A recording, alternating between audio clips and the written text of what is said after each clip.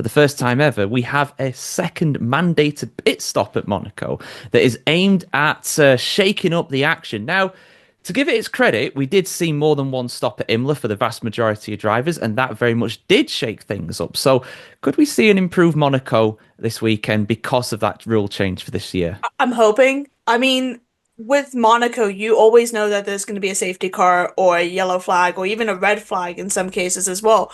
So because of that, that kind of serves the mandatory single pit stop in most of the cases, especially obviously with how narrow and tight and how much these drivers get elbows out at the starts of races as well. You're guaranteed to have that. So because a lot of the teams will pit and change tires then, it kind of subdues not actually doing a proper pit stop. So again, introducing this mandatory two stop, it's still two compounds if the weather is dry as well. So it's not all three compounds with the two stops.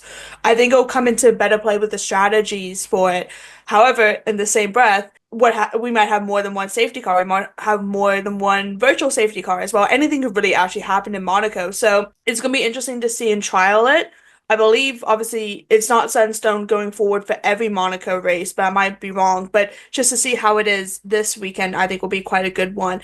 This is where a lot of the drivers are going to rely on the strategy calls of their team. So maybe not the best one for Ferrari, let's be honest, but for some of the other teams like Red Bull and McLaren could have probably better opportunities for it and having good calls up and down the grid. So it'll be interesting. I'm hoping there's gonna be a few double pit stops as well for some of the drivers. That would be quite cool to see in Monaco when it's so tight and narrow.